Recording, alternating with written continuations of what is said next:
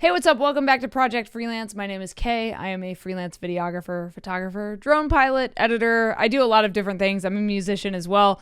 But last week I posted a podcast about this DJI drone ban, and I got flooded with comments and questions. And one of the people that commented, his name is Vic Moss, and he is a fellow drone pilot based out of Denver, Colorado. And he is also a part of a couple different groups, DSPA, which is the Drone Service Providers Alliance, as well as the Drone Advocacy Alliance. And he left an amazing comment on my video that was like, hey, some of the information you have is not 100% correct.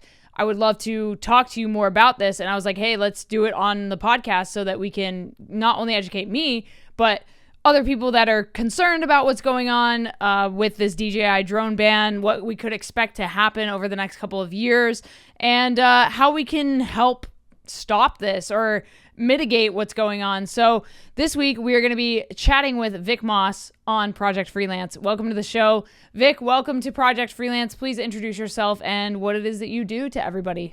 Thanks for having me on today. It's fun to do what I do here. So I'm Vic Moss, and I am a photographer, videographer by trade. I've been doing this for a very long time, 35 years. Drone pilot for the last 10.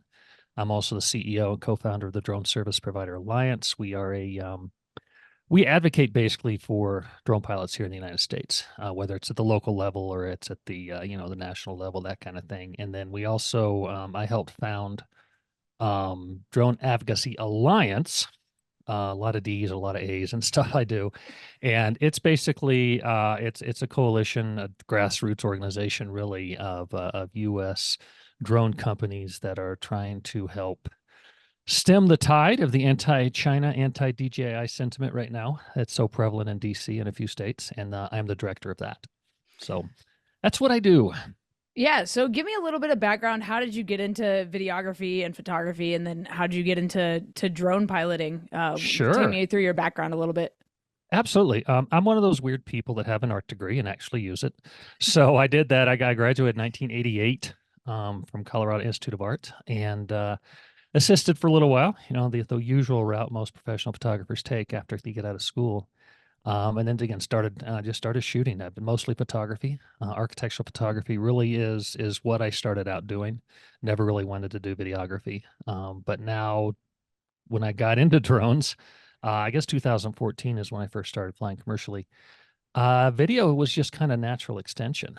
For me, drones, when I first saw them starting out, it was the old Phantom 2 days. Okay. And I actually had a Phantom 2 with GoPros, so I customized GoPros because I didn't like the cameras DJI had. And to me, it just always was, and I say this all the time, it's like the drone is the world's tallest, most versatile tripod. I can put that sucker 400 feet in the air. I can get long, well, now, not so much then, but now I can get long exposures. Sure. I've had 8-second exposures that are tack sharp. Not real successful at 8 seconds. At least, the success rate is down in the 10% sign, but it's possible. 1.5, 2-second exposures all day long, or I guess all night long, really, is the norm. So I've always loved it. I love what I can do with it. Then I kind of got into the whole advocacy side, regulatory side. Here in Colorado, which is where I'm based here in Denver, we had at the time, this would have been about 2015 probably, drones were starting to do their thing. We're starting to get a little more popular. And here in Colorado, we had some legislators saying, we need to control these, privacy and safety and blah, blah, blah, blah. Actually, the arguments we still get these days. And so I went to a meeting of, we actually had something called Colorado Drone. Golly, it's been so long now. we had a group of Colorado drone pilots that got together. And I went to the meeting. I said, hey, is anybody paying attention to what's going on in the legislature here up on the Hill? And nobody raised their hand. So I sort of left that meeting as the de facto point person for the Colorado legislature. And then just kind of snowballed from there. Up until earlier this month, I was a member of the FAA's Drone Advisory Committee, or actually Advanced Aviation Advisory Committee. They changed the name. And then that was sunsetted in beginning of this month. So we're no longer meeting there. But it's been an interesting journey. If you'd asked me 6 years ago if I'd be where I'm at now, it's like, no, I'm just a photographer. I'm just a videographer. But here I am. Wow.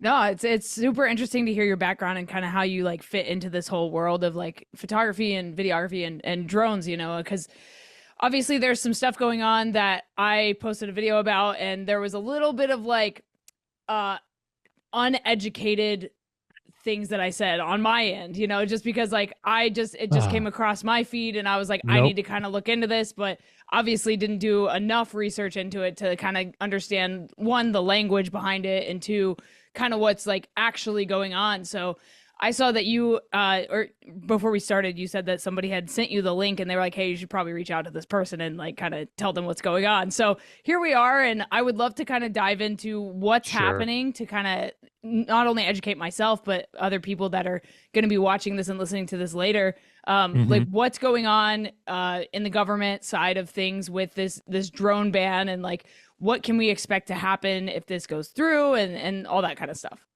No, and yeah, that's exactly what I'm trying to do. And first, I want to put you at ease. You are not alone. Sure, of course, of course. This is so incredibly confusing. Hmm. And I mean, I'm from the era when we had to take civics in high school. So I had 2 years of civics when I was in high school, and I've learned more in the last 4 months than I ever did in 2 years of high school. It's been an interesting journey, and it is very confusing unless you're one of those weird people who really like digging into the laws like I do. Sure. Um, so don't worry about it. It happens. Definitely not an issue. Sure. But what we're dealing with right now is we've got a couple things. We've got two bills that neither one have gone anywhere yet except through some committee activity. And they're both sponsored by Elise Stefanik, who is the congresswoman from the 21st District of New York. And I don't know if you watch the news or not. She's also vying for the vice Right. presidency of one of the parties. We'll stay out of that. We'll stay out of that venue right Sure. now. Sure. Sure. Uh, and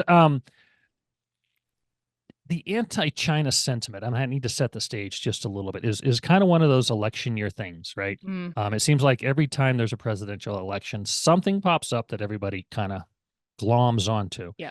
and says, here is what we're going to talk about this time, and this is what I'm going to use to get myself elected or whatever.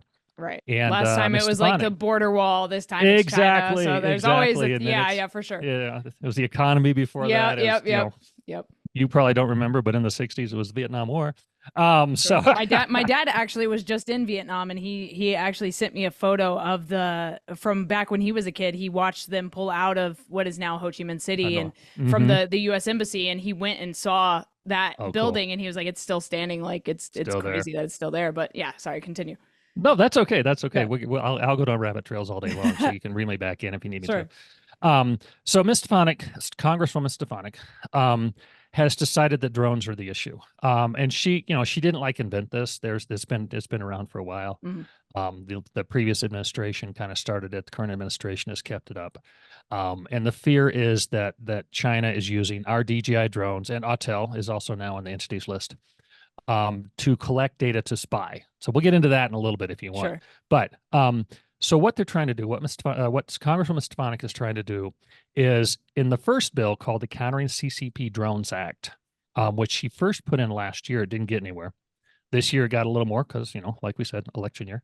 Mhm. It still didn't make it any much more than out of committee. It is out of committee right now, and that's a House resolution or House bill, House resolution 2864. If you're really bored and you want to go to gov.track and look it up. What that would do, what that bill says is that it's DJI specific and its subsidiaries. So Mhm. it could also include Contigo or Anzu, which I don't know if it will or not. But it says that it requires the FCC, so the Federal Communication Corporation, to add DJI to the list of list of companies that can no longer get an FCC license. So every time DJI puts out a new drone, every time they put out a new model or mic Mhm. or gimbal or action camera, anything that needs the FCC license, they have to get a new license for it. That way, the FCC makes sure as the frequencies aren't jammed, and it's not like, you don't get a traffic jam on the frequency. So they relegate who can use those. The CCCPDA, first of all, we need to come up with shorter names for these things. Yeah, for sure. It would just then require the FCC to no longer give DJI specifically any more FCC licenses. Wow. So in theory, and I'll talk about the in theory part in a minute, that would not affect any current DJI drones or mics. Okay. We'll just say drones, but any DJI gear. But, and this is a part that really scares some people. It does not scare me. Maybe a little. The FCC has the ability to then, if it's a security issue, has the ability to then go back and retroactively revoke current FCC licenses. If that were to happen, it would not ground DJI. It wouldn't ground any drones. It wouldn't turn anything off. All they do is say you may no longer use the frequency. In which case, if we continue to use it, we would be in violation of FCC policy, Right. FCC law. And about the only real true issue with that is if you're flying with insurance and you have an incident, there's people in insurance companies that their entire job is to figure out how to deny claims. They would say, oh, he's flying illegally. So he would do that. Okay. But and here's what I really want to make sure people understand. The odds of the FCC doing that, and that's assuming this passes, which we'll get to in a bit. I cannot imagine anybody, and I mean anybody in Washington, D.C., dumb enough to shut down a multi-billion-dollar industry and shut down 95% of all first responder fleets overnight. Right. That would just be, oh my gosh, I cannot imagine anybody doing something like that. I keep using the term in some of these things. It's like, even Washington, D.C. is not that collectively stupid.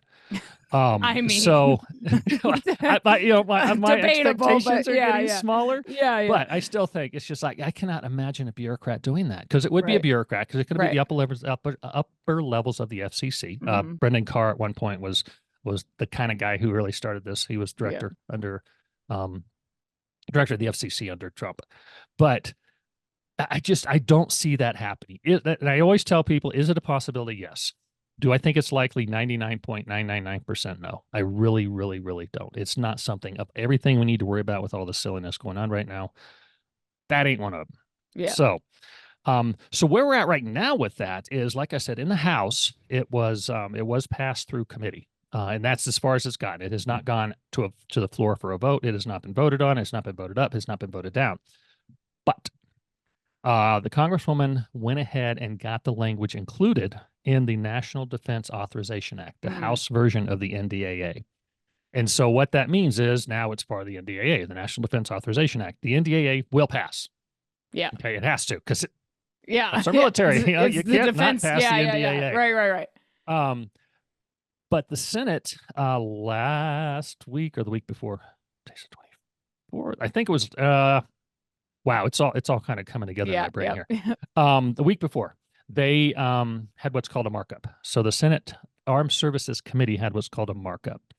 And what they do in a markup is the committee gets together and the subcommittees get together, and then they say, okay, here's the bill, and I want to put my little bit here, I want to put my little bit here. So they just add all these amendments to the bill.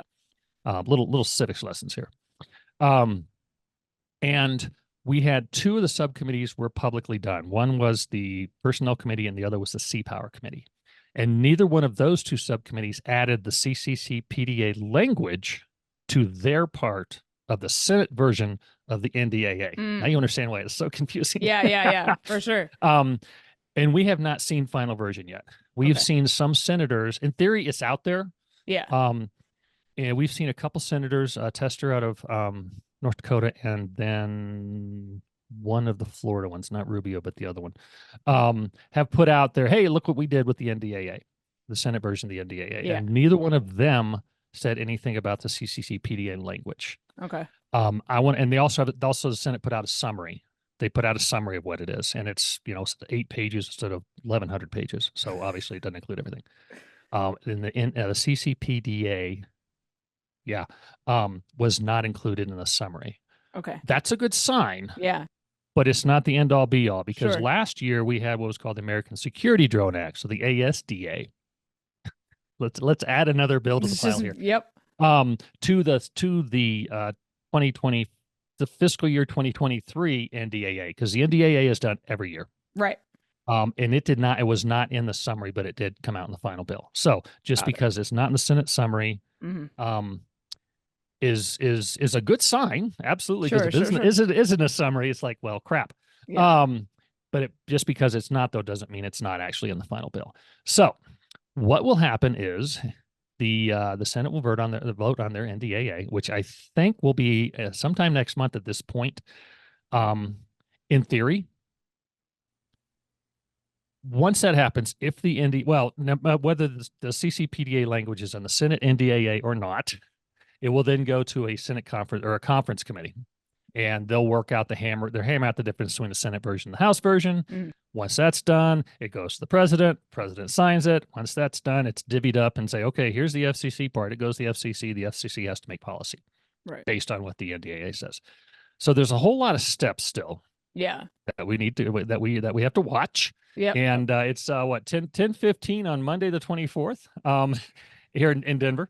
Yeah. And I could get an email while we're talking. Sure. And say, here it is. Or last year, the NDAA was voted on in December and signed on December 23rd. Okay. Now, I seriously doubt the NDAA will go past election. I think it's going to go pretty soon in an election year. They're not going to pussyfoot around in DC and wait and hold off and things like that. So at this point, we're in a holding pattern. Yeah. Until we hear anything. Another, and this is Vic talking. This isn't anybody else talking, which I think it's a fairly educated guess. But the Congresswoman Stefanik has not tweeted out, and she's a tweeting fool. She's like lots of people. I mean, that's not a jab at her. That's just no, it is not at all. Yeah. I do have a Twitter X. Sorry, see, that shows you how much I use it. I still call it Twitter, and I'm on it every day. I hardly do it. I hardly do it. She is not tweeted out that it's in the Senate version. So I know for a fact that if it was, she'd know, and maybe it is, and she does know. And they just said, "Hey, shh, don't tell anybody." Right. So that's one of the reasons I think it's not. But again, maybe, and I like to tell people I'm the eternal optimist. So maybe that's what's going on. I don't know. It's all a guess at this point. If anybody says this is what's going to happen, at this point in the game, they don't know. I'm fairly tied into things going on in DC right now, especially through the DAA, and I haven't heard anything this morning. Now, I've also been busy this morning doing things and of course working with some other things and actually painting my front door. So that's where we're at with everything that's going on right now. The other thing we can talk about real quick is House Resolution. Dun, dun, dun. It's also another Stefanik resolution called 8416. And let's see if she's got the text yet. Nope, no text yet. That is what that is that's what people are calling a tariff bill. For those of you who don't know, we already any drone that comes out of China, we pay a 25% tariff on. Yeah. So that's a done deal. It's been that way for a while. And what Stefanik wants to do is increase that by 5% per year up to 2029. So that would then be 50%. Wow. And then January 1st of 2030, no longer will any Chinese drones allowed to be imported in the United States if they have the list of things, and pretty much is, everything except the propellers on the drone is on that list. Wow. So that hasn't gone anywhere. She has Congress got Dove. She has, and trust me, I look at this stuff all the time. It has not, the text isn't there yet. Under actions, the last movement was on May 15th, January, February, March, April, May 15th. Had to count the days there. The same day she introduced it, it went to the House Ways and Means Committee, and that's where it is. It hasn't gone anywhere since then, and that was a week, 10 days ago, or a month and 10 days ago. So if that one goes through, then it would essentially sunset Chinese drones coming to America, is what you're saying. Yep. By 2030. Yep. It would by 2030, January 1st. It would say, yep, no more. Now, I don't see a lot of hope for that one for a couple reasons. One is called drones for first responders. Everybody wants drones for first responders, right? Yeah, but it's very, the title, of course, is very misleading. Of course. But the reason it's called that is what she says is, if we take the tariff, I'm going to call it a tax. It's a tax. It's not a tariff. It's just a fancy name for tariff or tax, and create a fund. And then first responders, cattlemen and ranchers, so that shows you how much lobbying they have, along with people who work with critical infrastructure, can then go ahead and use that fund to replace what they have to replace for their Chinese gear. Wow. The main issue, that's great. Hey, that's great. Yeah. The main issue with that is ain't none. Yeah, like what There are you is- gonna there what are you is gonna no get? gear. Like what we have some good US drones, Sure. US made drones. There's some big drones, so the big, more expensive stuff. Right. But and I work with first responders. I do training here in Denver with a couple of agencies. A good buddy of mine, Kyle Nordfirst, actually runs first responders out of or a first responder agency out of Salt Lake City. They use the Matrice, Yeah. 30, the Mavic 3 thermal, that stuff, which it doesn't exist. Right. If you look up Kyle Nordfirst on LinkedIn, he posted an article, I think 3 or 4 days ago, about how they used a 30T to save somebody. Wow. And in there, he puts in there, he goes, you know what? If I didn't have this drone that I could put up in the air immediately, and I know it's going to fly, it might have ended up differently. For sure. Yeah. So that's part of the problem, is there's just nothing there that we can replace. Right. I want to say 3 weeks, 4 weeks ago at this point, I spent an hour on the phone with Stefanik Staffer, who's the Homeland Security staffer, talking to her about these two bills. And what I proposed to her, Vic writing laws here, is we already pay 25%, right? That's a guaranteed income stream. Let's just set that aside. Right now, it just goes in the general fund. Oh, yeah. So let's set that aside. Sure. And instead of giving it to first responders and ranchers and cattlemen and critical infrastructure people, let's give it to American drone makers. Yeah. Let's say, okay, Skydio, right, here's $10 million. Right. I'm going to give you 2.5. You do what you can with 2.5, and you come back to me and you prove it, and I'll give you the other 7.5. Yeah. Hold their feet to the fire, that kind of thing. I think, because I don't know a single drone pilot out there, and I know I'm talking a lot. Sorry, I get started I just keep going. I don't know a single drone pilot out there that wouldn't buy an American drone if it was available. 100%. I have 9 in my fleet, and every single one of them's DJI. Yeah, I mean, yeah, as a collective, I feel like that is a valid point, and I think if it was available, we would love to support. Like if, for example, if Elon Musk was like, we're going to make drones now, like, all right, bet. In America, fine, go for it. You make cars and solar panels and satellites. Or France or Mexico or Canada. Anywhere. It doesn't have to be it doesn't just have US, to be. but Yeah, exactly. But yeah, it's just, do you think that 5 years, so if that other bill goes through and, everything's, China is not allowed to import drones after 2030, do you think that's enough time for an American drone company to be comparable? Yeah. No. That's the other thing. No, not at all. For a couple reasons. One, we've got the brain power. We can do it. Of course. We've got really, really smart people in this country. But we've been offshoring R&D. We've been offshoring manufacturing. We've been offshoring tech support since the mid-70s. Yep. Let's say that somebody somewhere, Bob's Drone Company, based in Toledo, Ohio, wherever, whatever, has this Mavic killer or an Inspire killer on his computer in a full CAD design. Boom. All I need to do is then manufacture it. Yep. Okay. We don't have manufacturing. Right. We don't have chips. Right. That's our biggest problem right now. We're working on that. We've got 3 or 4 chip manufacturing facilities, either just online or coming online. Yeah. The trouble is, the drone industry, as much as it affects us, as much as we think it's the end all be all industry, it's a very small part of the industry. Of course. As far as when it comes to chips. So I got a funny feeling, no inside information, but I got a funny feeling those people who are putting these chips out, if drones are on that list, they're penciled in at the bottom. Yeah. Last priority. First come, first serve folks. So that's the issue is, okay, well, let's do what Ansu's doing. Let's move it to Malaysia. Right. Fine. But again, you can't have the chips from China. I spoke with, I'm not going to use their name here.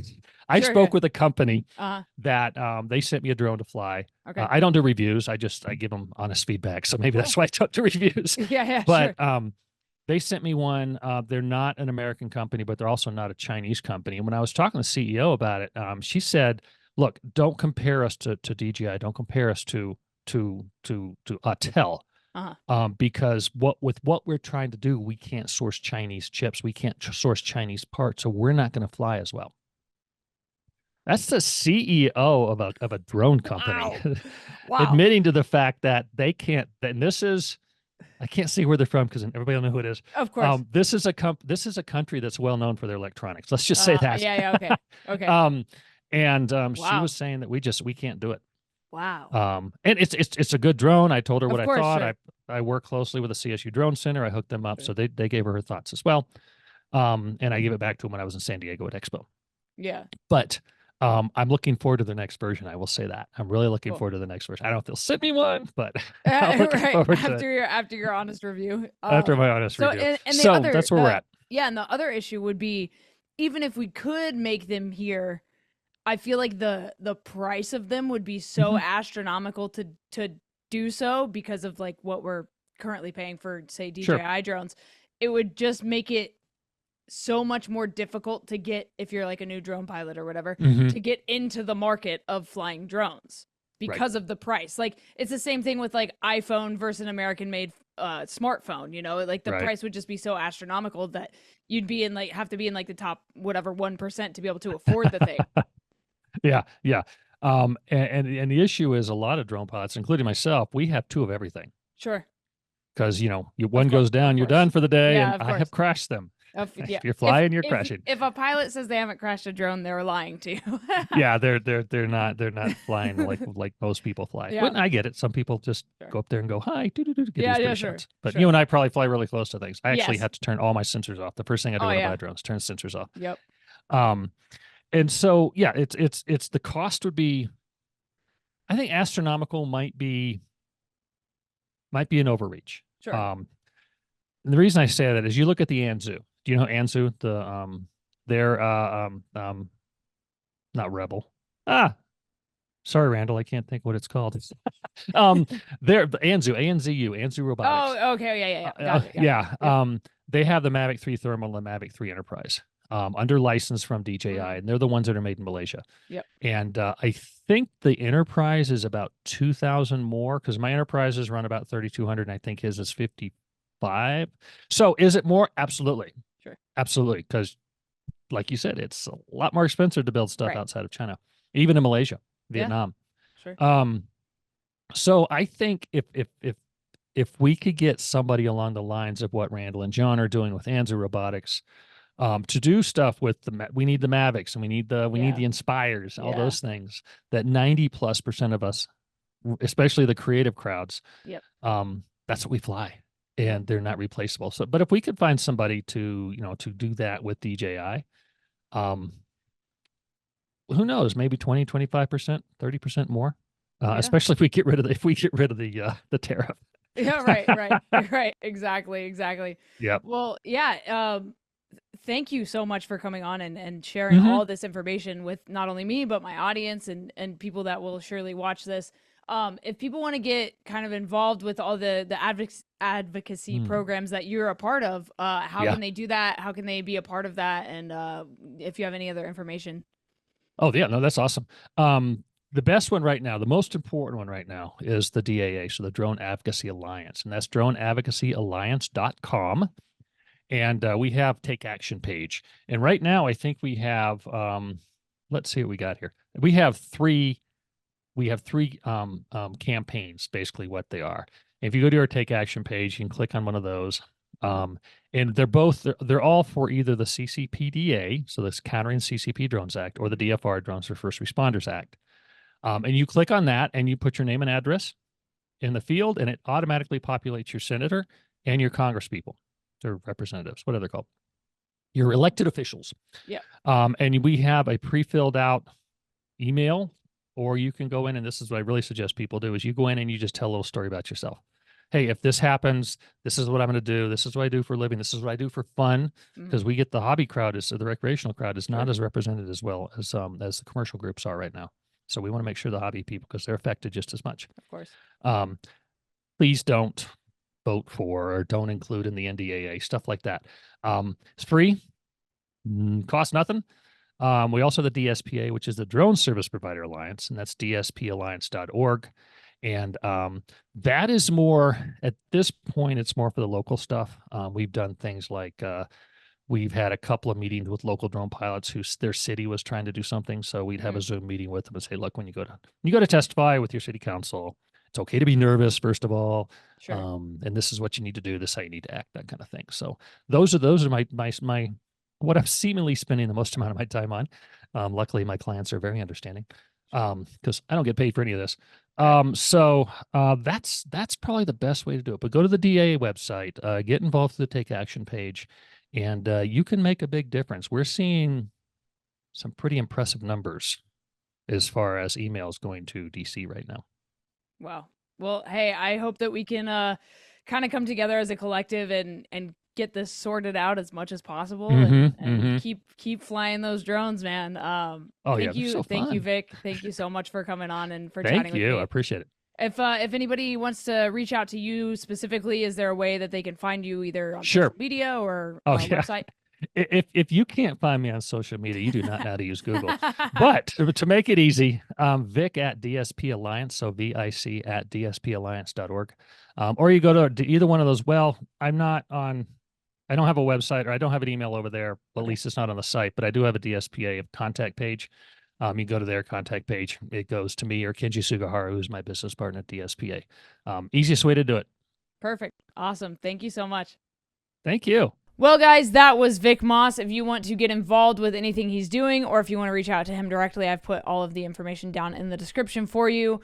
I hope that you guys got something out of this. I hope you know more information now. I definitely do.